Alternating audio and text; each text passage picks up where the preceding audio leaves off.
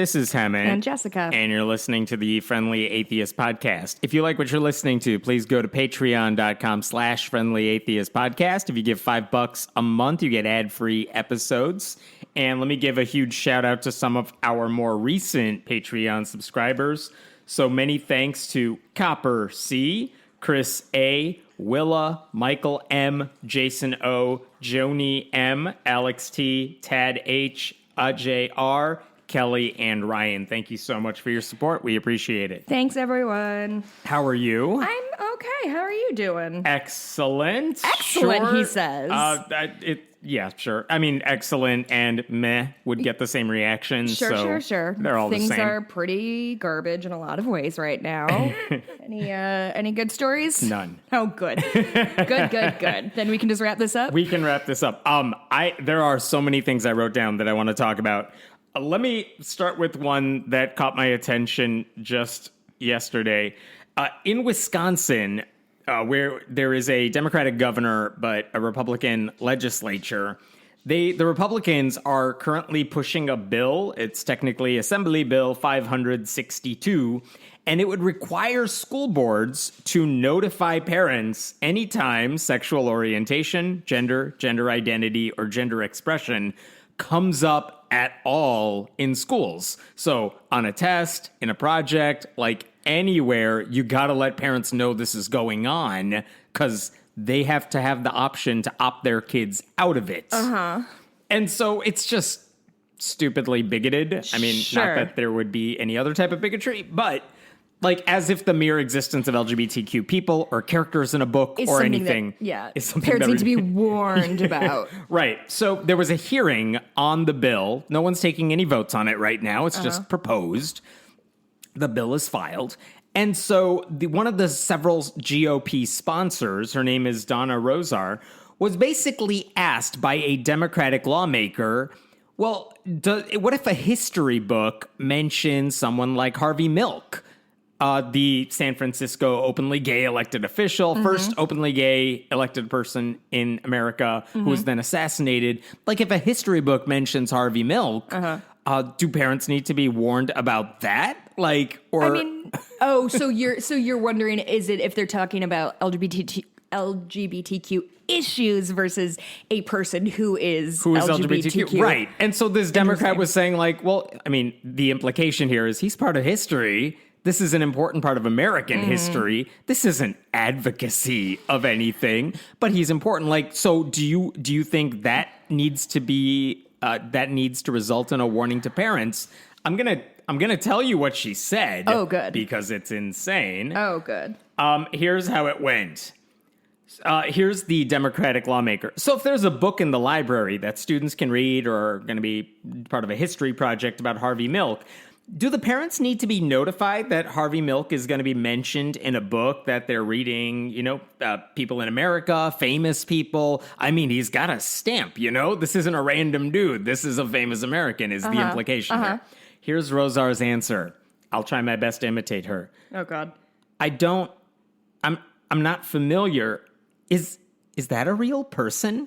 I mean, oh, no. I mean, are you just throwing that out as to which the Democrat responds, he's a very real person. Wow. Oh, okay. I'm sorry. I'm not familiar with him. Who is this? Wait, what is this woman's position? Her position is every gay person, trans person in anything, you have to send the warning, right? Right. And so she was just asked, what about this famous gay person? But I mean, like, her professional, is she just a parent or is she a teacher? She's a state lawmaker. Okay, Hemant. Yes. But Harvey Milk is really famous is the thing. I thought you were going to say she was like a science teacher or something like that. No, I was she's only the half paying lawmaker attention when you writing talked this about bill. her. Cool. And then the Democratic lawmaker was like, Jesus Christ, but okay, let me try again. So she's like, do parents need to be notified about someone like Pete Buttigieg if we're talking about the presidential election in 2020 because he ran for it? Pete, who, what now? And then the Democrat is like, do you know who Pete Buttigieg is? And she's like, yes, I know who he is. And then she finally answered the question. Gay fella from Indiana. She finally answered the question. It's up to the discretion of the school board. Oh, so her sure. answer is yes. If the school board is full of, conservative Christian bigots who think Pete Buttigieg's existence requires a warning, then so be it. If kids need to be pulled out of class so they don't hear about which Democrats ran for president in 2020, right. then, if a school board wants to do that, so be it. See, here, you know what, Hammond? I know you're going to find this surprising. I'm sorry. Before you respond, here's the Democrats' reaction to that. You realize how ridiculous all of this looks? And that was the end of the conversation. Well, as long as somebody is aware. I think my main problem with this is that it doesn't go far enough. What I posit is that in history class, civics class, things like that, we should just not be aware of, the sexuality of various people who, various public figures, but we should definitely dig into people's private sex lives more. So what I'm proposing is Ben Franklin was a freak 101 because that guy got up to some shit when he was in France. So, I think if my hypothetical child was learning about Ben Franklin, that big old bald perv, I think I have the right to know because I don't want my parents being influenced by his perviness and the fact that he was carried around in one of those litters. Have you ever seen pictures of him when he was... I have no idea what you're talking about. So when Ben Franklin was old, I think he had gout. That man lived a bananas life. And so he couldn't walk anymore. And so he was carried around during the Constitutional Convention. This might be apocryphal. And do you know what a litter is? Imagine in a Middle East, it's like four men holding up. It's like a carriage with humans. Yeah. Anyway, he used to get around New York or whatever. It's kind of badass. Yeah, no, he was. I mean, I did kind of fuck up my own point because that does make him much cooler. But I do think. I would have paid more attention in history class if these details were included. So if your point is we should include the sex lives of all historical figures, honestly, if we're going to get kids rating. Interested in history, it has to have more boning. Simply must. Look how good Hamilton did. I mean, the implication is the problem with this bill is that it reduces all LGBTQ people in history, in books, everything to their sex lives, and implies that if you mention them in any context, we have to talk about who they're boning, and therefore parents have the right to take their kids out of class so they don't learn about these people, which is stupid. And again, they haven't passed this law, and it's not like the governor's going to sign off on it unless they're going to override it somehow. But it's just stupid that this is what this woman is spending time doing. I mean, it's a simple rule. If you have a penis and you've ever touched a different penis, you automatically don't have anything interesting or important to say. I don't make the rules, Hemant. It's just how it goes. I have some good news. Good news for whom? For everybody. Okay, tell me. Greg Locke, the Christian hate preacher from Tennessee, was finally suspended permanently from Twitter. From Twitter? From Twitter. What did he do? What didn't he do? But So I'm curious. I don't know if it was one tweet or many tweets, because for years now, this guy who once said who told CNN, there's no pandemic. And then CNN said, what's a pandemic? And he said, And then he's been basically preaching campaign rallies for Trump and Trumpism. This is a guy who put a sign outside his church circus tent that said no masks allowed indoors. Oh, that's how important my freedom of decisions is. Yes, everyone has freedom, but if you're doing something I don't like, you're not allowed in here. What are we doing here? He spread lies about the vaccine. He very adamantly tells people not to get vaccinated. Sure. And then I'm like, I think I jokingly said on Twitter, I'm 100% sure this guy got vaccinated. Oh, yeah. And I think his response, because he does respond to me, was, how dare you slander me like that? I'm like... Slander? I challenge you to a duel. Yeah, exactly. And I think I responded back well, did you get vaccinated? And? I don't think I got a response to that. That's weird. But anyway, he's been doing this forever. He's just all caps, all MAGA, all the time, spreading lies. And finally, one day, he's finally just suspended. So we don't know, because I feel like when Twitter suspended Trump, it was this is the thing that crossed the line. This is the one. And they did not reveal that for I'm sure they revealed it to him. Because they probably sent him a message saying this tweet crosses the line, you violated our policies, Sure. and that's why, even though many of his tweets have violated their policies, he knows why. Yeah. Twitter's under no obligation to tell us why. Sure. So I don't know what it was, but finally he got suspended, and of course he reacted by saying, well, that's their platform, they have every right to do that, I'm just kidding. He threw a hissy fit on Facebook. You genuinely had me going for like a second. He went on Facebook and he's like, I'm going to quote here, I'm the first pastor with any sort of platform that's been banned. That's not true at all. Absolutely not true. So guess what? We're fighting back right now. Within 1 hour of it happening, we've already had our wonderful lawyer for our ministry file, and we've just entered into a class action lawsuit against Twitter and On all behalf of these of whom? Censorship Nazis. I have no idea. A class action lawsuit? That's not... Which has nothing to do with him being banned from Twitter. Because it's not like... they did kind of ban a bunch of people en masse like 6 months ago, didn't they? Like a lot of Nazis and shit got deplatformed. Probably. But he did say we've entered in with Candace Owens and Donald Trump and others. Like, what do you all have in common? Wait, Candace Owens banned too? I don't know. Should be. I don't know the answer. But my favorite part, they banned a pastor. They banned a pastor with a verified public blue check mark platform on Twitter.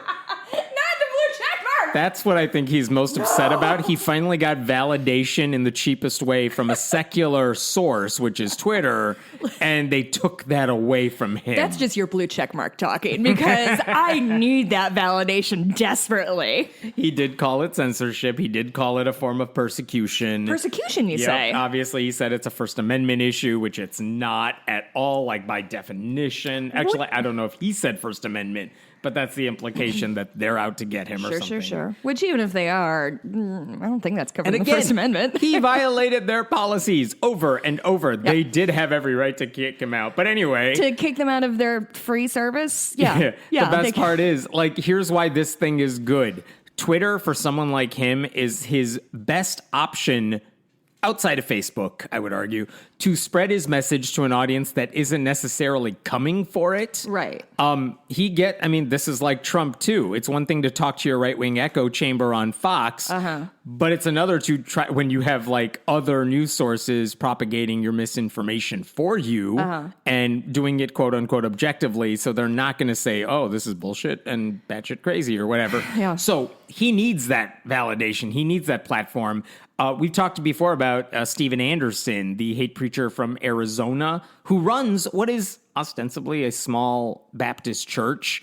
But because he's on YouTube, his new independent fundamentalist Baptist cohort of like several colleagues with like small strip mall churches who mic themselves up every week and post their sermons on YouTube, where even if there's 12 people in the crowd, there are thousands who could watch them there. As soon as Anderson was banned from YouTube, I'm telling you, as someone who still follows the guy, because I'm curious, he doesn't have any reach now. He tries to get around the YouTube ban by getting other people to upload his sermons for him, which is still violating the rules, but like, even on the best channels that he can get access to, there's no one viewing his stuff. And he's kind of been a non-entity ever since. So, like, good. You have to think with things like that people have, like, subscriptions to his YouTube thing. Yeah, so as soon as he disappears, it's not like those people are going to... They're not all of those people are going to search for it. Yeah, I do. Yes, but they don't. You have issues that we'll talk about later. Thank you, yes. So I don't know what's going to happen to Greg Locke. He still has Facebook. So, like, he still has an audience of very gullible people who could get access to the stuff. And anytime he tweets something insane and right-wing, like, the vaccine is out to get you or whatever, that stuff, vaccine is out to get those things do spread because Facebook isn't going to stop it. They love that sort of, quote, engagement. But at least on Twitter... he's out. It was one of the very few articles I read was about how Facebook and Instagram know that it's terrible for teen girls. And they're like, meh, that's no problem with us. So like, the Wall Street Journal this week has been on top of, they got a stash of Facebook internal documents and they've been slow rolling out all the horrible things. Yeah. So like, I don't know, deplatforming works, I guess. It does. It really does. It's not a First Amendment thing. Nope. It's that if you're going to break the rules and they get rid of you, wow, you brought this on yourself. Right. When's the last time you've had to hear Milo, what's-his-face's face? Exactly. The only way he gets any attention is when he appears on other right-wing things. Right. And, of course, he tries to stir shit up to get attention. It's what he does. Mm-hmm. But, guess Can what? I tell you a really small anecdote? Yeah. I was on Facebook the other day in like a group I'm with, and somebody posted this thing their friend said of like, wow, Ben Shapiro is making some really salient points here. Jesus blah, Christ. blah, blah. Like, can somebody explain to me what he's wrong about or something like that? Yeah. And this guy posted it. He was like, I don't know, my friend just said that. I thought he was liberal, blah, blah, blah. And so we're all saying, like, well, Ben Shapiro has this skill of, like, talking in circles around you and, like, talking about how, like, winning a debate doesn't mean you're factually correct. It just means you're a better debate. All of those things. And then, like, halfway down the thread, the guy's like, he just said that he heard Ben Shapiro on Joe Rogan's podcast, so I think we're good. I think I figured out what is wrong with him. He's just a misogynist. Like, he's not a liberal who maybe thinks Ben Shapiro got some good points. He's like, oh, no, he listens to Joe Rogan, so his opinion is nothing. I shall talk to him no more. I think my favorite Ben Shapiro is really an idiot, but you may not catch it at first glance. Anecdote is that on some YouTube video, someone asked him a question during one of his lectures, like, climate change is a problem. What's going to happen? Like, why do you not care? Whatever. And he's like, whatever. If people can't live in... Sorry, I forgot the context. But he said if climate change affects where they live, like, it's not going to be a real problem. They can just sell their house and move. Yes. And it just goes on. And it's like, who are they going to sell the damn house to? It's underwater, you moron. Mm-hmm. But that's the smart kid's philosophy. Right, and also as if, like, oh, just move. As if, like, moving an entire community of humans is... And we're already seeing what's going to happen in the future, right? Like, people are leaving... People left California for Texas or for Colorado, and then they're going back to California because Texas is, like, too hot and Colorado's on fucking fire or whatever. And it's just rich people are going to be able to move out of the way of these issues, but... No one's using the Fire Festival Island. You know, just go wherever you want. I remember there's like several mansions built on there, if I remember right. I saw the ads. Looked fun. I'm sorry I missed it. Let's talk about one more good news. Okay. Pew Research Center came out with a survey this week that talks about the percent of U.S. adults who say they are vaccinated. Mm-hmm. Atheists, and I'm not saying nuns, I'm saying atheists. Okay. 90% of atheists are fully at least one-shot vaccinated. Fuck you, nerds. Atheists are going to take over this world. We're the only ones who are going to survive this pandemic. Agnostics, who we probably make fun of, sure, 84% vaccinated. All right, guys, a little wishy-washy, but that's your brand. And then the nuns in particular, who are not us, who drag us down, they're 69% vaccinated. Nice. So overall, unaffiliated, 75% vaccinated. But again, atheists, 90% vaccinated. Yeah. And then at the other end of the scale, oh God, white evangelicals, 57% vaccinated. That's the lowest number if you sort by religious demographic. 57% vaccinated. 40% say I am not. Cool. And are those 40% people, do they all like put a little American flag sticker next to their response too? I'm sure they did. Like, this is what happens when your non-religious beliefs involve having a healthy respect for science versus being part of a religious cult where you were taught science is the enemy and you were... And people are lying to you if they're myths and propaganda and right-wing conspiracies. And here's the thing that was really surprising to me. If you go to not white evangelicals, but black Protestants. So again, white evangelicals, 57% are vaccinated. Black Protestants, 70% vaccinated. And here's the thing. Black Protestants have every reason to distrust science. Hey, this country, I don't know if you guys have read any books, but this country's been pretty fucking shady towards people of color over the years. Books involved a gay character, so you're not allowed to read them anymore. But yeah, like, they have legitimate reasons, whether it's Tuskegee or like the long history of discrimination in medicine, and yet they're still getting vaccinated. Hey, if you want to feel really good, go look up black maternal death rates and see how that strikes you.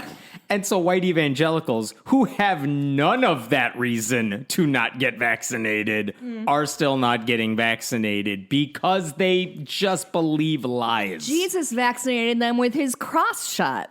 Is that anything? Does that make sense? I know what you're saying, and no, it doesn't. And here's the thing about this, besides the fact that these people are hurting all of us. Yep. It's the idea that if they can't get the simplest moral questions right, should gay people have rights? Yes. The answer is yes, unless you're in one of these churches when it's like, what? No, that'll destroy everything. Yep. Should you get a shot after 650,000 Americans have died and we know it works? No. Like, if you can't get the simple things right, you need religion to help you with the thornier moral issues, at least in theory, and they're failing on, Morality 101. Why should anyone trust them to help them deal with tougher issues in life? Because they say they're moral authorities, and you would be shocked at if you just walked up to somebody and said, hey, I'm really smart, you should listen to me a lot. You're gonna catch some people being like, yeah, okay. You seem trustworthy, I guess. Did you hear about that? I saw a really good tweet about a woman who was like, oh, is it Mew or Moo? What's the Greek letter? Mu. Mu? It's Mu. She's like, Mew, sometime we're going to have to dig in and figure out where these scientists are coming up with these random names for the disease, for the strains. And anyway, I'm going to laugh about it for genuinely the rest of my life. In case anyone's curious, atheists and agnostics combined make up about 8% of the country. White evangelicals make up about 30%. So our 90% vaccinated, I mean, that's good, but that's a small percentage of the American population. Their 40% who are unvaccinated represents a shit ton of Americans, which is why, their inability to respect science and trust facts, it hurts everybody. And I wish I could say, look, 90% of us are vaccinated. That's good for the country. It is, but we're a small slice of the pie, which is we cannot carry this whole country on our backs. We should, but we don't. We try. Maybe if we hit the gym more. One more piece of good news. I know this week is full of it before I get to sadder stuff. Oh, good. It's slightly tongue-in-cheek, but it's still funny to me. You've now heard that all these groups are requesting religious exemptions for COVID vaccines. And it turns out the Church of the Flying Spaghetti Monster is now offering its own religious exemption to COVID vaccines. I haven't heard about those kids in a while. And what they're saying is that you can now sign up to get an official letter that you could present to your employer that says, part of my religion says I need to be exempt from working next to an unvaccinated person. Love that. Love that. Please be advised, we have strict guidelines concerning what can enter our bodies. It is a deeply held belief and core tenet of our religion to avoid harmful substances. Our members must not be exposed to or work in the proximity of unvaccinated individuals. These people are knowingly taking the risk of infecting others with harmful virus particles. Here's the thing. You can call it a joke religion all you want, but that has as much legitimacy as white evangelicals saying, well, abortion, therefore I don't want the vaccine, which is a lie and dumb. For what it's worth, I think 6,000 people have requested and gone through the process of asking for a form. Whether any of that does anything, who knows? But it's fun to think about. And are they doing that on a national level or is it a state? I think Bobby Henderson, the prophet who heard from the Flying Spaghetti Monster, will give it to anybody. Sure. Okay, I like it. Good to know. Do you get that if you're a freelance writer who works from home with your vaccinated husband? Yes, there's no employment requirement Great. here. And while we are on this subject, too, one more that's just super fun. This is totally serious and real. Because we're talking about religious exemptions to the COVID vaccine, there is a hospital chain in Arkansas, Conway Regional Health System, pretty big chain of hospitals, and they want all their employees to get vaccinated for obvious reasons. You're at hospitals. You're working with patients. We need you safe. They said 5% of our staff has requested religious or medical exemptions. And you have to think most of them are religious exemptions, not medical ones. Medical ones, legit, presumably. Yeah. Religious ones, not so much. And also medical exemptions are the reason that everybody needs to get a shot who's able to. Because some people literally can't. Exactly. So they were trying to say, like, okay, these people are asking for religious exemptions because, according to them, like, these COVID vaccines were developed using cells that came from an aborted fetus. In 1970? In, like, 50 years ago. And, like, I think 2 of the 3 vaccines absolutely don't use that strain. And one of them is, like, we're not, like, chopping up a baby to make your vaccine. Don't threaten me with a good time. This is a line that we've been using for other drugs for many years. This is standard practice. Yeah. So here's what the chain is doing. This is in an article from the Associated Press from their CEO, Matt Troop. He basically made every employee who requests a religious exemption, they have to sign some paper saying, like, no, this really is a sincerely held belief. Like, paperwork that says, yes. But you do have to sign paperwork saying, I really do stand by this. And I'm going to read from the AP article. The hospital responded by sending employees a form that lists a multitude of common medicines, including Tylenol, Pepto-Bismol, Preparation H, and Tums, that it said were developed and tested using fetal cell lines. Is that true? Yes. And those were actually developed using, like, closer to the source, right? Whoa. And so the form asked people to sign it and attest that, quote, my sincerely held religious belief is consistent and true, and I do not use or will not use any of the listed medications. That's very So if good. we catch you using a Tylenol because you got a headache at work... We're just going to run after you with a shot. Like, they're not saying we're going to fire you if we see you using it, but, like, we want you to feel bad. I think that's kind of the gist of this. We want you to know that we're on to your lie. We know you use some of these other medications. So if you're saying I can't get vaccinated because abortion, they're like, I hope you know all of the medicines you all regularly use, over-the-counter medicines, drugs, whatever. Everyone uses them. No one complains about them. No. And if you're going to say no to the vaccine for that reason, I hope you know all of these. Every time you get this pill, you are, I guess, in your mind, fine with abortion if it helps you with pain relief. Well, and it's, oh God, things like that are like, oh, if we say life starts at fetal 6 weeks, is that when, like, what's it called? Payments start from the child support and payments. Thank you. all of that. The CEO of the regional health system said staff who are sincere should have no hesitancy with agreeing to the list of medicines listed. And again, I don't think he's saying we're going to fire you if we catch you doing it. But don't be a dick. You work in a fucking hospital, you cunt.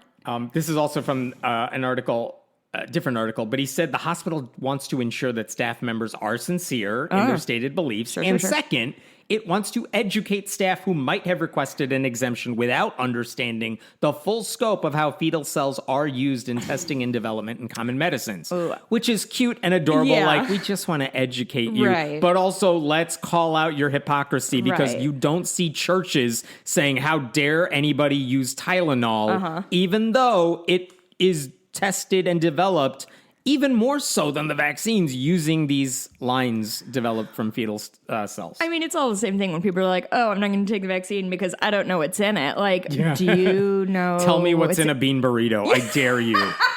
Like, come on. That's extremely funny. Can I pitch you a Halloween parody? Actually, it's literally a parody of... You haven't seen the Halloween movies, have you? Of course not. Okay. The second one... Do I see movie? I would have said that to anything you said. No, I know. The second movie takes place... You know Michael Myers, though, yes. right? With the mask? Because it was like parodied in Scream. Yes, sure. The second Halloween 2 takes place in a hospital. Like, it's after the night of Halloween, and then they're in the hospital, and he gets out again and kills a bunch of people in the hospital. Spoiler alerts about... What people die in this movie? I know, can you believe it? Okay, here's what I'm pitching. A parody of that taking place in a hospital, but in one of these hospital systems, and instead of Michael Myers walking around with his stabby knife? Hatchet? Question mark? I don't know. I think he has a knife. It's like somebody walking around with with the COVID shot, and it's all these people like screaming in the bathroom like, no! While holding their Bibles up to stop. Exactly. And then they just like, somebody gets them in the arm, and they're like, and then they're healthy and walk away. I don't know how it'd end. I just came up with it now, but I think it has legs. There was a thing going viral on Twitter this week or a couple weeks ago where basically someone who had, if you see the first screenshot, it's someone complaining about the vaccine. I will not take it. How dare they make me? And then the follow-up tweet later on is, we got the shot. We're fine. Wait, was the first tweet sincere, or was it? I think so. Funny. And so was the second one. He's like, you guys have got it. Was he we're fine. somebody, or was it just? I think it was a random person, Oh but my they were God. complaining, and then they're like, it wasn't a big deal. All right. Yeah.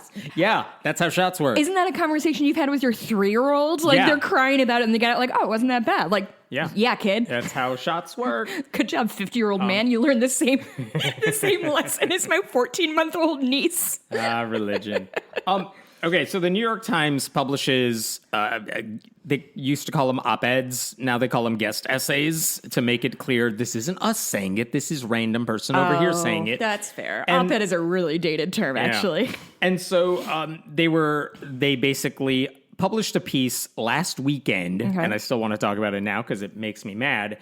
They were talking about the Texas abortion law that says anybody who turns in someone who's getting an abortion after 6 weeks, you're eligible to get $10,000 paid for by that woman who's suffering and wants an abortion. Is that where that $10,000 comes from? It's not coming from the state. Yep, it's coming from the people. Fuck. Plus legal fees, by the way, and all that. I've kept such an arm's length distance from this thing because it's just too upsetting. So that is new news to me. And guess what? I'm mad all over again. So, like, if you're anti-abortion, Yes. it would be, I mean, theoretically, it would be very easy for them. Imagine this essay. I oppose abortion on principle, but Texas got this all wrong. By punishing women for this personal decision, along with, anyone whose only crime, quote unquote, was to help someone in need, like an Uber driver, getting them to the hospital or whatever. Texas lawmakers aren't stopping abortion at all. They are forcing women to go underground for unsafe abortions, pushing them to leave the state, to have the procedure later in their pregnancies, galvanizing the opposition to enshrine abortion rights nationwide and making us look exactly like all those nasty stereotypes we've been trying to avoid. I could see that argument somewhere making sense, and also you wouldn't be a hypocrite. Wait, I thought you were summarizing somebody's actual No, that essay. is me saying I could see someone who's anti-abortion writing that, and I would be like, well, at least you're not a hypocrite. Like, Genuinely, when you were saying that, I was like, wow, that's a really reasonable thing. And then I thought you were going to be like, and it was said by Sarah Huckabee Sanders. But this is Never. all just a all hypothetical. So what did somebody actually say, Hammett? So they turned the page over to Karen Swallow Pryor, who is don't do it. Don't do it. Everyone on Twitter did it. Don't do it. So That's Karen not Swallow okay. Pryor is a professor at Southeastern Baptist Theological Seminary. She actually worked at Liberty University for like 15 to 20 years, and she was one of those back people. down to the minors. And she's actually been one of the people like every religion reporter goes to when they're like, is there anyone reasonable at Liberty University who could be like, yeah, we're not in love with this? And she Right. kind of straddles that line between, yeah, I know what Falwell's doing versus I'm doing my job here because I'm Christian and I'm good at what I do and whatever. So she's like liberty reasonable, which still makes her insane to the rest of the world, if that makes sense. So anyway, she left Liberty. I think they were enough disagreements with how Falwell was doing things, and I don't think this had anything to do with this scandal. It was right before that. But she left. Now she's working at the seminary, whatever. She wrote an argument saying this law, while not perfect, is a step in the right direction. And I want to read through parts of this because it's just insane that anyone could argue this stuff. And that the New York Times said, yeah, we're going to publish all of this and spread these ideas to a wider audience. Let's platform these ideas. Remember, was it last year when Tom Cotton was like, send in the troops to take down protesters? Oh, yeah. And everyone was, and the guy who ran the editorial side of the New York Times was basically fired over that because even the employees at the Times were like, what the fuck is wrong with you? Yeah, this isn't right. Just because he's a senator doesn't mean you publish, let's just kill all the protesters. Oh, my God. Just because you can have a platform doesn't mean you got to publish everything. Anyway, let me read through some of this. This is from Karen Swallow Pryor. Abortion is a failure for every woman and her unborn child. Hey. That's her opening Fuck line. off. Opening, let me win you over. Abortion is a failure for every woman and her unborn child. How many mistakes can you find in... I'm not even done with the sentence yet. Unborn child. You could easily say unborn grandparent and it would make just as much sense. Miscarriage is a failure, everybody. I enjoy seeing the pushback on things like this, because even among sort of left-leaning circles, there's often a sentiment, and it's often echoed by our political leaders of, listen, abortion is always a tragedy. It's always the worst thing. We must reduce the number of abortions. Which is fine. Reducing the number of abortions is great. I think reducing the number of, appendectomies is also good. These are worthy goals to have people go through I want you less in the hospital. Yes, be in the hospital less. Wear your own clothes more. Everybody's winning. But this sort of idea of it's always a tragedy. And I think an article came out recently that something like 9 out of 10 women do not regret their abortion decision 5 years later, 10 years later, or whatever the thing was. It's not a tragedy. It's just something I did. And it's not to say, for some people, I bet it's a really hard moral decision, maybe because you've been told your entire life that an abortion is the worst thing that can ever happen to somebody, and all of a sudden you're 17 and pregnant, and what the fuck am I going to do about it? It's almost like they don't really think about real life situations, how people get pregnant, and not just this hypothetical person that they've made up that has a lot of sex and then has abortions because abortions are really fun and you get the good drugs, I guess. So what they're not doing is... Anyway, so this 17-year-old girl gets an abortion, and is that a huge tragedy? Or is that somebody... Not only is it a tragedy, it's a failure. A failure. That girl who was the victim of rape, possibly, she's a failure. I think I saw somewhere that there was a 10-year-old girl, something that gave birth because she was raped and got her, went through puberty a little bit early. She's a failure to these Christians. These people are monsters. Go ahead. I just want to point out, Yeah. there is a whole essay that goes with this. I am not even done with the first sentence, but do you see my point already? I do see it's your not point. going to go well. I do see your point. She goes on to say in the first sentence, it's a failure of love, justice, and mercy. Oh, shut the fuck up That's and the first. suck my dick. Texas's new abortion law is far from perfect. Oh, no. But I hope it can move us closer to these ideals. Far from perfect. The Affordable Care Act was far from perfect because, it did some stuff, but it's a starting point, and Obama basically said that over and over. It's not what I want, but it's what I can get. Yeah. Let's keep improving it. Here's what Karen Swallow Pryor is saying, as if forcing rape and incest victims to have their assailants' babies and pay a $10,000 fine and to shut down the clinic they got the abortion at.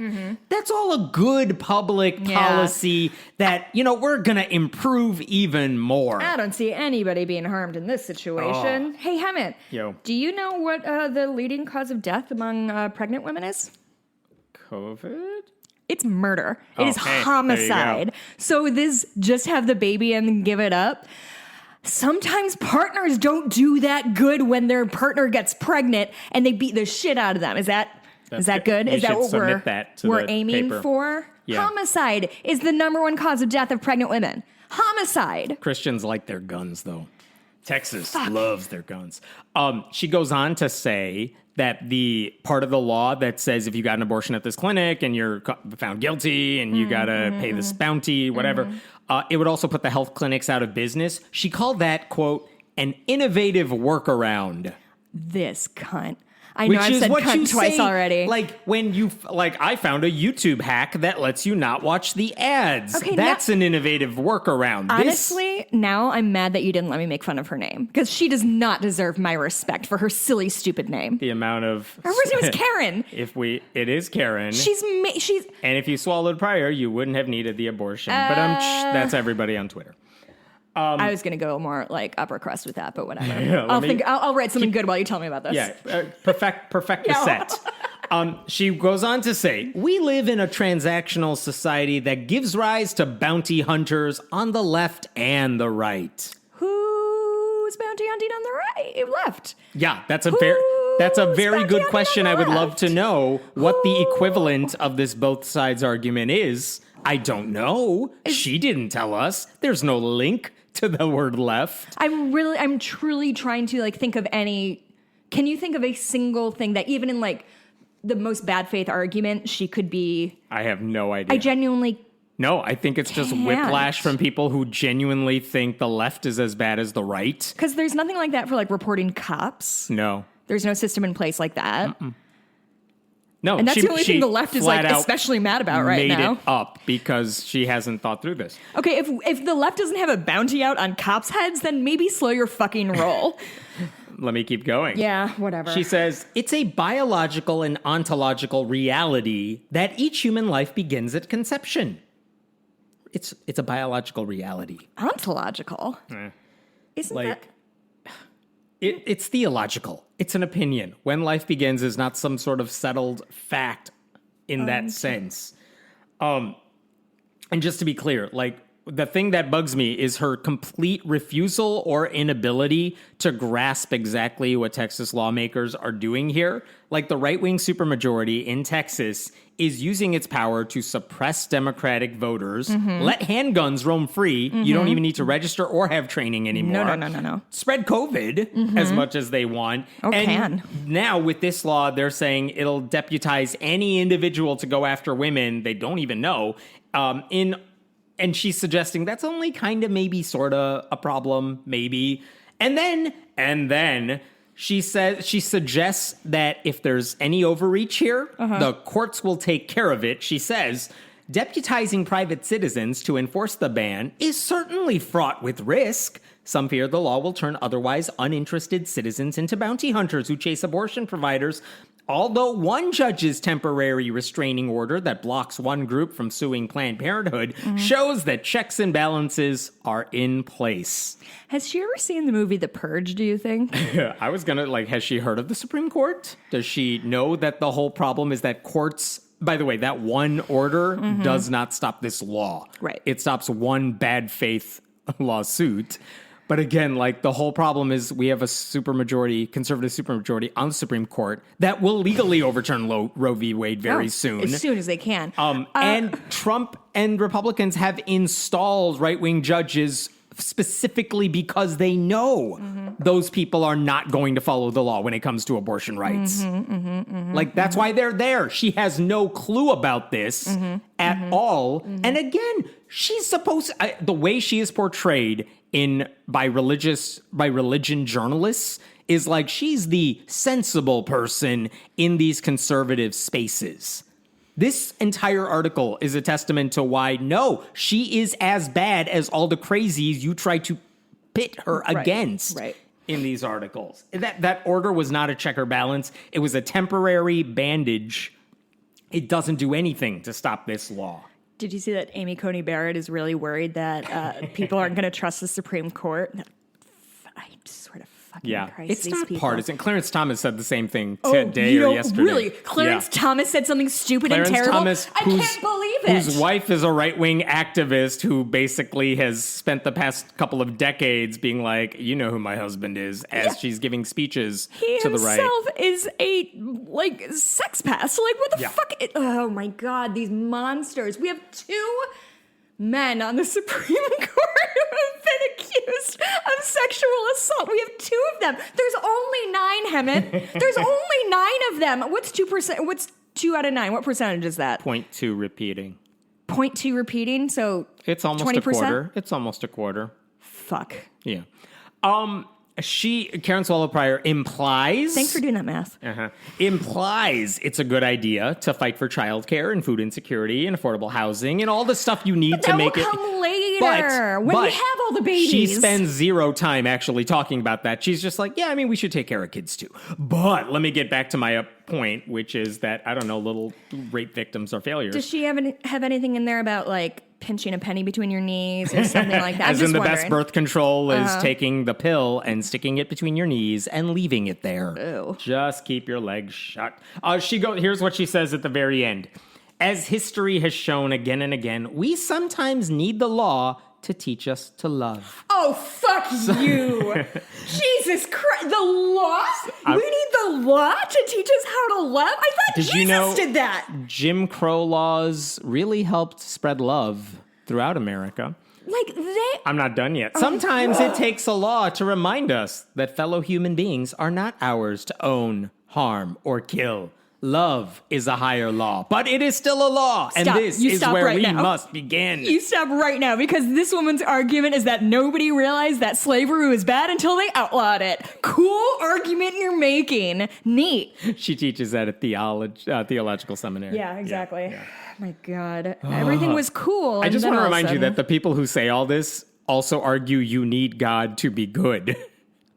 And like, this woman is full of God. Look where it gets her. If you need the Bible to remind you to be a decent person, you're the problem, not us.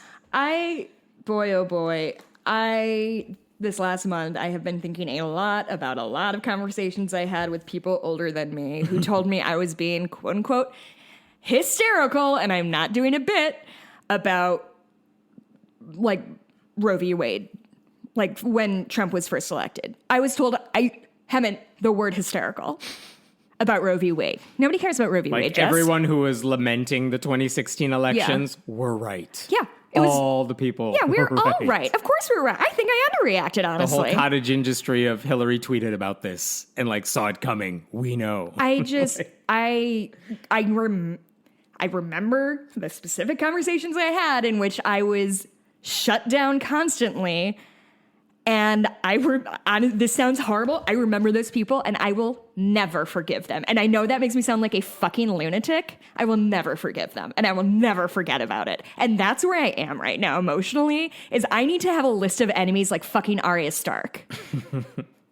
I searched the piece to see what she said about the need for free and accessible contraception, the need to teach comprehensive sex education, basically anything that would lower abortion rates. Lower pregnancy rates. Unwanted pregnancy rates. It would lower. She said nothing about any of it. Mm-hmm. She also didn't mention how this law in Texas in particular disproportionately impacts people of color, poor people. She doesn't care. Yeah, race is a myth. She just doesn't care at all. And again, I expect her to not know about any of this stuff. That's her her career is built on not knowing the facts about the things she's talking about. But for the New York Times to amplify those ideas as if they are worthy of a wider debate or consideration, it's irresponsible on their part to just publish something with no regard for how it will be used to justify this sort of stuff in the future.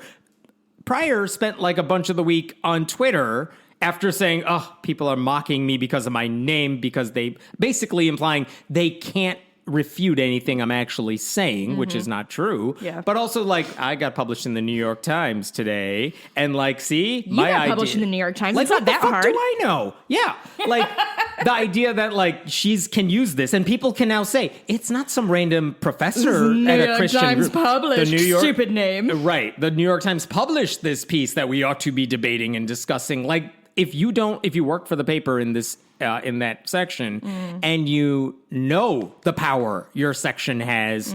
Again, like I said at the beginning, there is a way to get an anti-abortion voice in this debate in a way that is not disrespectful to their views, that would allow them to maintain, quote unquote, their principles. And still say, here's why the law is problematic, but here's what I'm looking to do, and here's what we should do. There's a way to do that. Yeah. This is just irresponsible and fucking infuriating because of the, like, it's all about love. Like, no, you spent the beginning of the piece calling rape victims failures and the end of the piece saying, we need the law to teach us how to love. Are we back in the cycle where women are forced to share their sometimes painful own personal stories about abortion so people will believe that it happens? Because I don't like that part of the news cycle. Yeah. I have a question, abortions, and like just some practical things I want to do on the ground here in the greater Chicagoland area. As you may or may not know, Hemant, there is a Planned Parenthood maybe 2 miles from where we are right now. You know, if you go up... The abortion plex. Yes. So it's right by us. It's in Aurora. And there's a Mariano's, the grocery store right next to it. Okay. And so once in a while I'll go to that Mariano's if I'm feeling fancy or I need some tarragon and they don't carry it at my normal Jewel. It's the whitest thing you said all episode. Tarragon's very delicious. I made Béarnaise sauce. It was great. But... when you leave the Marianos to go back, east toward where I live, you drive between, on your right, a Planned Parenthood, and on your left, a Waterleaf Pregnancy Crisis Center. Of course, yes. And so one time I was driving there and I noticed two gentlemen. As I was going into the store, I noticed two men sitting on a folding chair across the road from the Planned Parenthood and just sitting and staring at the building. And anytime somebody would walk by or walk in or out, they would cross themselves. Okay. So as I was leaving, I rolled down my window and I said, hey, what are you guys doing? And they're like, we're not bothering anybody. And I was like... I said, are you harassing people who are walking into the Planned Parenthood? And they're like, we're not saying anything. And I was like, oh, well, so you guys are just being assholes. And I drove away. Now, a couple months later, happens again. But there was only the one guy. Unfortunately, I had ice cream in my trunk, so I couldn't stop then. Now, here's what I'm thinking. This weekend, if I drive by it and he happens to be there, my plan right now is if I see him, I'm going to park my car between him and the building and play music really loud for an hour. Do you think that is helpful or not helpful? And if not helpful, what would you suggest I do instead? And I'm not going to assault anybody, right. But I'm not below yelling things. Not violent things. I sometimes go back and forth when I see videos of counter protesters. Mm-hmm. I appreciate what they're doing. I honestly just want to hear from the people who work at the center. What can we do that would be helpful to you? Is it distracting these people? Mm-hmm. Or would it be helping escort people into the clinic? I don't know. Actually, I signed up for escort service and I owe them a thing. So I am going to do that. But in the meantime... Because I also think sometimes when the counter protesters do it, I've seen some videos that make me cringe by the counter protesters. I'm you're not helping. But also, they're just going to use that as an attempt, you can't handle what we're saying. But here's what I'm going to do. Pull up, park the car, radio on pretty loud with, real positive, girl jams. Or... I also thought about just making a playlist of all of the songs that are about abortion, because there's more than you think. And playing that, but I think that's too, I can only play Brick by Ben Folds so many times, Yes. But I'm just thinking, if I just sit and read and play my music and if he says something, I say, I'm not bothering, I'm not harassing you. This is just where I want to sit right now to read my book. Is that cool or not cool? I mean, try it and see what happens.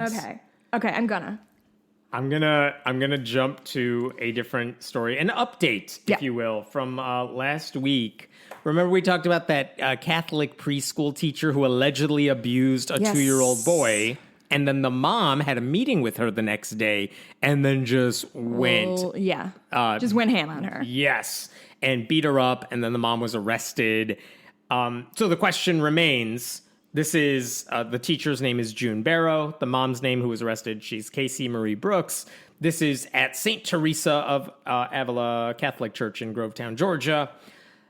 We finally got a little update on the preschool teacher because there was a sheriff's report. They were investigating the video that no one could see about what she allegedly did to the 2-year-old.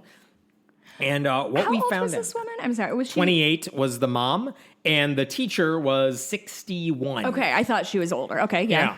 And by the way, the church... Oh, I'm sorry, let me go back. The district attorney's office said this week they will not be filing charges against the preschool teacher. They said... after a thorough review of video evidence, investigators have concluded that no crime occurred. What? Mm-hmm. The sheriff's office reviewed at least 4 days of surveillance video of Barrow and the child before deciding there was nothing criminal in her behavior. Did they see this? The mom had said, I saw the video and she was doing horrible things to my son.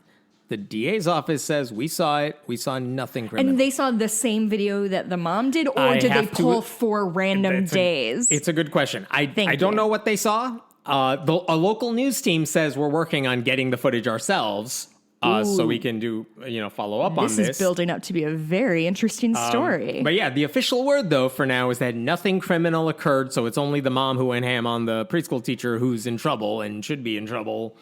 But again, this requires to accept all of this. Yeah. You have to think the people working for the Catholic Church and the cops are telling the truth and handling abuse well. Those are my two most trusted sources for all things moral and good. Yeah. So that's a good point. The church that oversees the school also released a statement this week. They said, see, there's no mistreatment of any child in our program and nothing to in any way support the false narrative of the person who assaulted the teacher. So they just slapped a coat of paint on the thing, and they were like, "Yeah, no, it's fine. We have no problems here." So again, for now the story's done, unless we find out anything else. We'll see. Wow, listen. Honestly, thank you for that update, because now I want to know. Because I would write a movie about this. Like, this woman is like being tricked into thinking she's insane by these cops who want to protect the teacher, who's maybe a cult leader. Who knows? I'm going to write this down. Yes. My creative juices are flowing today. I never finished that joke that I was going to write for you, but I don't remember what it was. We were doing an abortion bit, I think. I forgot.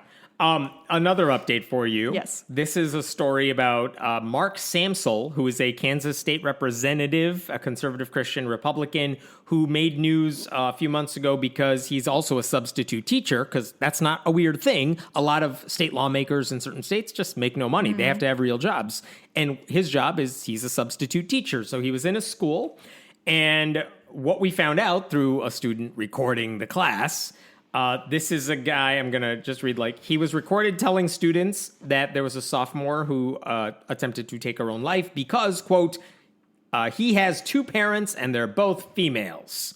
And he also said, God knows when you masturbate, and that students must follow God's rules. And if you don't obey God, we're going to see how it's going to turn out. He said all this to the kids. Did I black out for a second between this kid tried to kill themselves and they have gay parents? Did I black out at some point? That's Samsel's excuse for why this thing happened in their community. I don't think people are supposed to make excuses for people trying to end their own life. That's pretty gauche, if you ask me. And then he allegedly kicked a kid in the balls as you walk away for a moment. He allegedly kicked a kid in the balls. What are you saying to me right now? Yes. So I was trying to get a glass of water. You can go get your water. So he allegedly did this. He was arrested, and that's the story everyone heard. A Kansas lawmaker kicked a kid in the balls. And after he allegedly assaulted this child, after his arrest, he put out this batshit crazy statement on Facebook where it included this line: if you think my behavior in the classroom on Wednesday was inappropriate, or even criminal, how about we compare it to your behavior at any given public school or private or homeschool sporting event? Did I intend to hurt a soul or act for a single moment out of rage, animosity, or any other element of battery? Absolutely not. Wait. Why did he kick a kid in the balls? What are you talking about right now? We don't know. What the fuck is going on? But after the Samsel pushed him against the wall and kicked him, the boy's back and testicles were in pain for approximately 15 minutes, according to the affidavit given by the boy to the deputy. Sure. And then when the deputy asked Samsel, Samsel had said God told him to do this, and when the deputy asked Samsel, did God tell him to kick the kid in the balls or whatever? Samsel's response was twice. Yeah. And then this is all old news, by the way. He told him twice to kick him in the balls, or he told him to kick him in the balls twice? Why did you put your hands on the boy? And he said he points to the ceiling, and they're like, God told you to do this twice. This man is unwell. And then after all this, he remained in the state legislature because Republicans need his vote to override the Democratic governor's veto. Because Republicans. Okay, cool. So that's the old story. We knew all that already. Did we? That does not sound like a thing I've heard before. He was forced to give up his substitute teaching license, which is kind of the least anyone could do. Yeah. So here's what we learned this week. This week, he was finally sentenced for the charges against him. Here's what happens. Oh, God. What do we want to have happen? Take him away from society for now. Yeah. What Get the him hell? into therapy at the very least. Something. He faced, based on what he did, up to 6 months in jail, a $3,000 fine. For kicking a child in the balls? In case anyone forgot. 3 different charges, $3,000 fine in total. Here's what actually happened. Mikey was walking by. I wanted to make sure he knew what we were talking about. He has to issue an apology to his victims. I had to do that when I was 12. Yes, he has to stay off of social media, except for political purposes. Which, by the way, political purposes could encompass like everything you want to say anyway. You just do it as under the guise of a politician. He has to pay $0 in fines, Sure. but like $263 in court costs. He has to serve a 90-day suspended jail sentence, which actually means he won't be behind bars. I don't know what that means. Suspended jail sentence? Whatever it means, he's not going to jail. So a thing that And he's on rich white men get? Yeah. And he's on probation for a year, which means nothing. Nothing at all. And honestly, if you're being told you need to stay off of Facebook, you're giving him a gift. Yeah. That's a reward. He's going to get a little spa weekend. I would love to stay off Facebook for a while. Jesus. I can't. So, and again, my takeaway from this is like, what lesson do you want him to learn when this is what your reaction is? I mean, listen, that's the problem with everything. First of all, it's a problem with... God, what are we even doing? A grown man kicked a kid in the genitals, and everyone was like, it's not that bad. You didn't punch him in the face or something really crazy. Like, what are we doing? How are Republicans like, oh, Democrats are so graceless and they have no respect for anybody, but literally anybody can do anything and they'll justify it as long as they're on their team? Yeah, this guy will be on the Supreme Court soon. Give him time. Jesus. One more. Well, he's probably too old. What's he, 40, 41? No, he's younger. He's in his 20s. He has a chance. So he's on the Supreme Court next year. Yes. One more update for you. I think last week we talked about in South Carolina, there's a school board that decided we have too many COVID cases because we're South Carolina with very few restrictions, and too many kids either have COVID or tested positive for COVID or have close contact, and they're calling out because they have to, and we can't function. Yep. So we're just going to take like 2 weeks off or whatever. We're just going to make you all quarantine. We'll try to do it virtually, learning for a little while. And they passed that. The school board decided we're going to just temporary quarantine for everybody. Smart. And one board member, Barbara Crosby, was so mad that she was like the one dissenter who's like, no, keep them in school. They must learn in person. And everyone else is like, yeah, we would love to, but we can't because people are going to die. And she's like, never. So anyway, we talked about her because she like walked out of the meeting in a huff. She wanted schooling no matter what. And then when a local news anchor interviewed her for like 20, 30 minutes and they posted it on Facebook, he basically said, why do you want school no matter what? I mean, people are going to get hurt if they're spreading COVID. And her response was, God decides who lives and dies.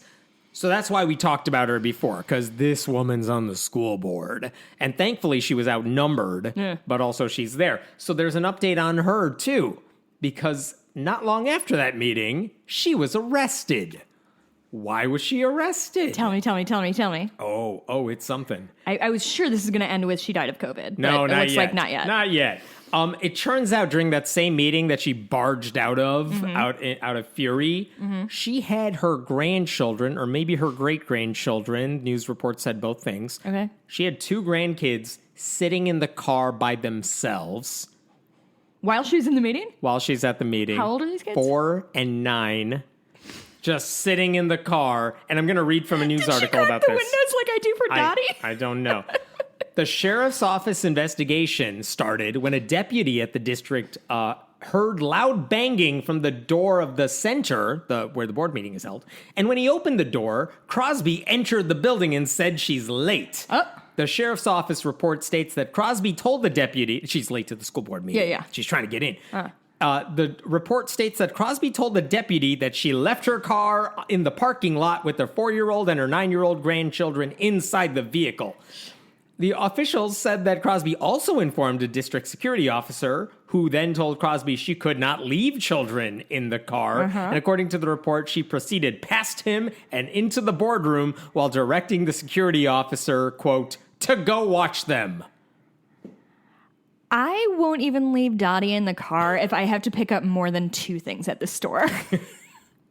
What? She barged in late to the school board meeting, told the security officer, hey, see those kids in the car? You deal with them. Yeah, your problem now, Your problem sir. now. You have a and badge. then left them there. And like, As if the cops are her valet and her on-demand babysitters, apparently. Oh, I in my head, she kind of did that like 1980s thing where you pull up at an airport and someone goes, "You can't park here," and the guy goes, "Keep it," and throws him the keys. That's what I imagine she did, but with her human grandchildren. Right. And when officers went to the still running car. Ooh, is that better or worse that it was running? Know. There's a 9-year-old. That car could be driven off. But when the officers went to the car and removed the kids and offered to bring them inside the building, the older child said, "We can't go in the building because we've been exposed to COVID." Well. So here's an update to that update. She has now been charged with leaving her 2 grandchildren / great-grandchildren or in neglect? the car. Well, she had to pay a $25,000 bond. Oh. She was charged with 2 counts of unlawful conduct to a child and 1 count of statutory misconduct in office. Don't ask me the legal things, but basically she can't do that, and now she's punished for it. And she's still on the school board, and she was elected. Oh my God. People are... I wish I had kids so I could run for a school board, because those people can do anything, apparently. I think that's the kind of like low grade power I really need in my life, is to just like be the 3rd most powerful person on a school board, and then just really see if I can push the line and see who I can like fuck with and be like, I don't know, at least I didn't leave my human children in a car. I literally, before our road trip, bought a little thermometer to put in a back seat because I was so worried that Daddy would overheat back there. Yes, that's because you care, and she does not. Mm-hmm. Here's I don't know if this is a happy story, but I'm not upset about it. Oh. There's a is this conservative... Is this Shagton Corner? Yes. There's a Christian radio host, also a pastor of Denver Bible Church, named Bob Enyart, who is famous because when he had his radio show for many years... back in decades ago, he used to announce the names of people who died of AIDS while playing the song "Another One Bites the Dust." Oh, this guy! Yes. Real bad time to be a conservative talk radio host, huh? Real dangerous times. He also hosted a wildly misnamed show called Real Science Radio, where they did not talk about real science. Real, like REEL, and they just like the band Real Big Fish. Sorry, not even funny. That wasn't even anything. So his co-host of Real Science Radio announced this week, Bob's dead from COVID. Mm-hmm. You knew that was coming. Yeah. And he said at the end of this Facebook post, like, the number of lives he touched is immeasurable, and I'm sure Jesus has an extra special place for him in heaven. Well done, good and faithful servant. Heaven's gain has left an enormous hole here on earth. ... whatever. So this guy... During the AIDS epidemic. Yeah. He would read names. He'd read names, though, right? He'd read their names, play the song, like this guy is their deaths. As bad as you can get. Mm-hmm. No, that's absolutely factually untrue, but he's a pretty huge bad. Asshole. Yes, that's the hole that was left. Yeah, I don't know. What am I like? Can I celebrate his death is what I'm asking. He also said he had sworn off taking vaccines because they tested these 3 products on the cells of aborted babies. They did not. That's not how tested? That's nothing. I don't. He also, by the way, sued the state of Colorado over their COVID restrictions. Sure. And a Trump-appointed judge was like, good idea. Temporary restraining order on the restrictions so churches could open up How and many spread people COVID. do you think he killed then? I don't know. He really took a lot of people down with him. It's probably not 0. Yeah. I don't know, but I will tell you this. When I saw his Facebook page shortly after this news, I cannot tell you how many people were posting clips of Queen. I mean... And Another One Bites the Dust. Why not? Why not? Like, he deserves no more... you know what? I am no longer be the bigger person. I'm not the bigger person. And because, like, who cares? What has being the bigger person got the Democratic Party? Abortion bans and Donald Trump. Yeah. And Brian Kavanaugh. Brett Kavanaugh. Yeah. I think Brian Kavanaugh is a person I actually know. Nicely done. He's an actor, I think. I got one last story for you here. You did the thing where you threw down your pen, so I thought you were done. I'm throwing it out of anger. Oh, okay. I'm not used to seeing emotions, so I was just confused. There's a teacher named John Wallace. He was a junior high teacher in Missouri at a place called Neosho Junior High. And on the first day of class, he just had a rainbow flag up in his room because he said he wanted to make sure LGBTQ students didn't feel excluded. Yay. He did ask for permission, which From whom? Don't do that. With your administrators. He's like, is it okay for me to put this in here? And they didn't say no. Forgiveness, not permission, guy. Right. But he did say that a bunch of students came up to him later and they said thank you because we wouldn't know where else to go. Aww. And then days later, the administrator said, you need to take it down. This is at the end of August, but we're finding out about it more recently. He said he was called into a meeting with the administrators because a parent had called them. And let me say this slowly. They expressed concern that Wallace would, quote, potentially teach their child to be gay. Sorry, I spit fully into this microphone.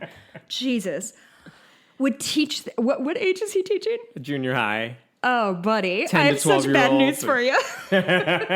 Now, how would the flag make you gay? I thought long and hard about this. I could not figure... I mean, you could go to a gay bar in San Francisco during Pride Week and you would not turn gay. That's not how the gay works. The thing is, you don't know. Every guy I went to college with who had that Led Zeppelin Dark Side of the Moon album poster on their wall, the one with the prism and the rainbow, every one of those guys is gay now. So it's not teaching. It's just if you're in the if you're near a rainbow too much, it just turns you gay. That's why all leprechauns are famously gay, because they're always obviously at the end of the rainbow. You've never seen them with wives. I mean, never. Yeah.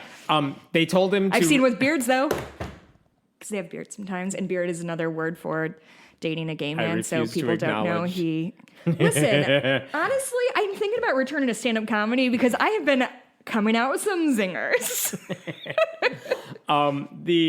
He basically, the teacher politely tried to push back on this stupidity of that. But no, the administrator said, you got to remove the signs, whatever, like, you're all welcome here.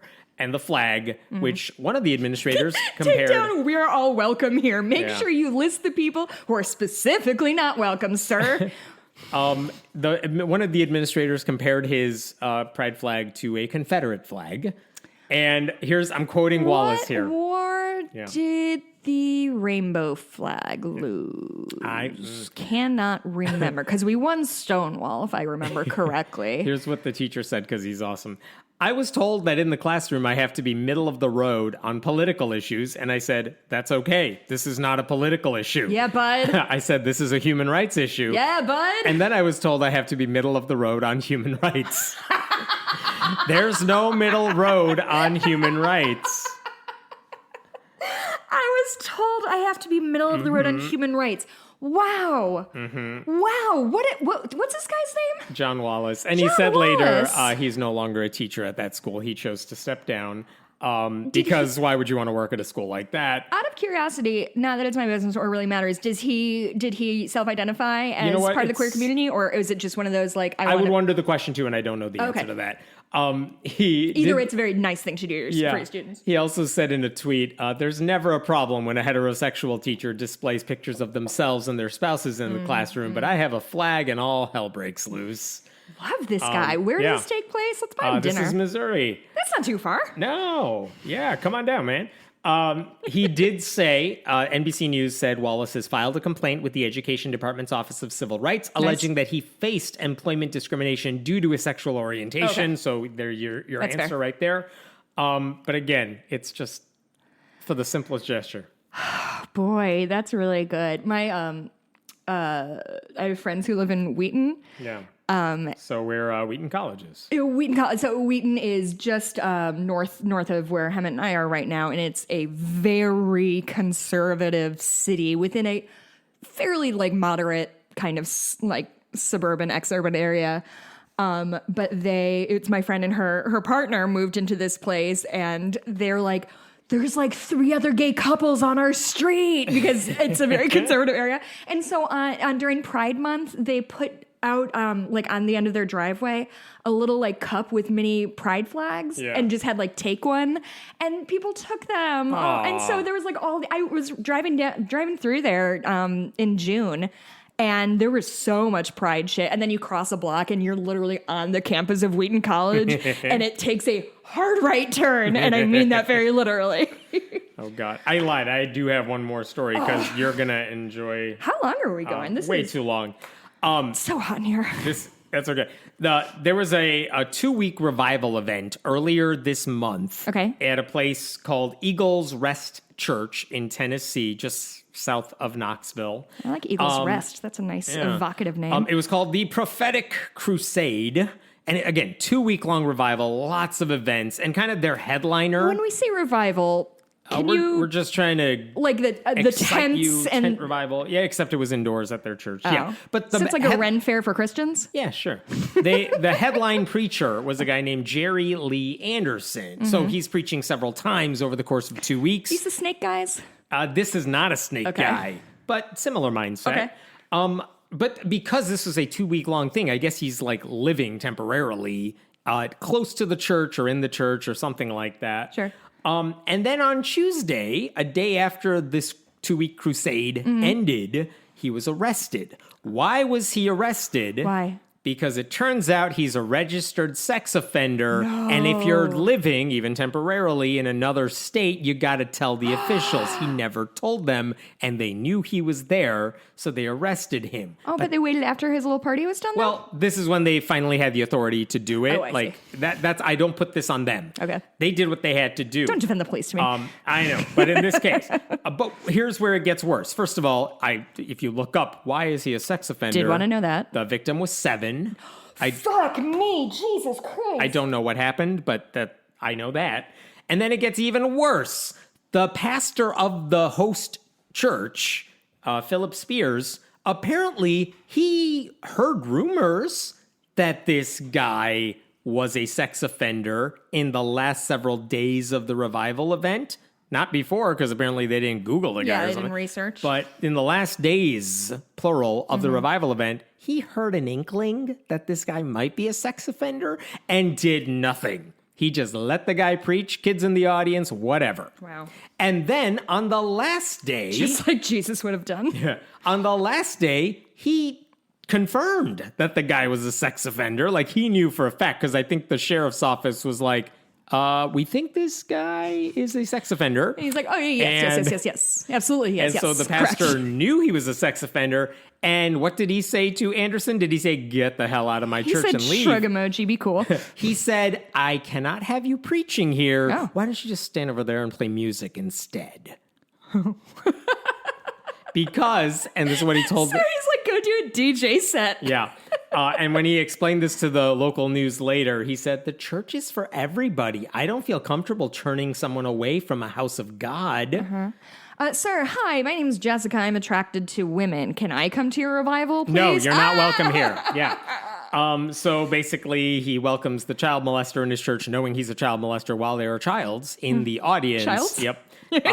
And cool. There you go. That's why they're more ethical than you godless heathen. You guys are doing well. Now I'm done. Oh, the unforced errors they knock up for us. Okay, I have a couple things that I want to talk about before we go.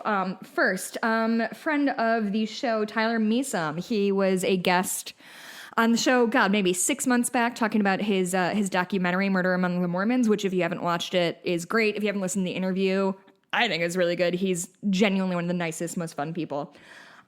He just kickstarted a new podcast, and I wanted to give it a plug, mostly because he texted me to ask me, and that's the only time I've been useful to anybody else. Okay, so his podcast is Was I in a Cult? I'm going to read the little thing. Hosted by filmmaker Tyler Measom and writer-comedian Liz Iacuzzi. I got it. That's why I wasn't paying attention earlier. I was trying to figure out how to pronounce her name. Iacuzzi. This documentary-style podcast showcases individuals who have been in and, most importantly, successfully left a cult. Told firsthand by the episode's subjects themselves, these are tales of what it means to be a survivor. Using a bit of comedy, levity, and infotainment, the show humanizes the cultic experience and may leave some listeners asking themselves if they too have ever been in a cult. So yeah, I think people will find that pretty relevant to their interests if they're listening to this. And Tyler is genuinely a great person and fun to listen to. So I'd recommend that to you all. Do you have anything you want to plug or anything? Sure, I'm sure I do, but I don't care. Okay. Also, go to patreon.com/friendly atheist podcast. Mikey, my husband and I just released the last canonical episode of Cooper Duper podcast. We watched the movie. Have you ever heard of the movie Inland Empire? No. It is a 3-hour nightmare fest. So we watched that and then tried to make heads or tails of it. It ended up being 3 hours long, and I think we each drank a bottle and a half of wine during recording. It got pretty fucking loose toward the end. But it was really fun. I re-listened to it. It's an interesting conversation about like what artists owe to their, to people who are watching it, and doesn't matter that David Lynch doesn't give a fuck if I like his movies or not. What does that mean? Anyway, I'd recommend it if you're looking for something. You can find me on Twitter at Jess Blumke. If you would like to buy a cross stitch from me, I have some time right now to work on those things. Go to Etsy, Bitches Get Stitched Done, and I will work with you to create something. You can just buy something I already sell. Email us. Oh, we have a landmark podcast episode number coming up. We're coming up to like 400 or something like that. Whoa. Yeah, should we do something for our 400th? No. Is it 400? Nobody knows for sure. It is. This is 392. 392. So 8 weeks. Uh-huh. We'll have to figure something out. Oh, also, I'm going to be in Portland in October, and I might do a meetup there. Portland, Oregon, not the other one. Anyway, so tune in for that. All right. And that's we'll it. See you next week. Okay, goodbye. Bye.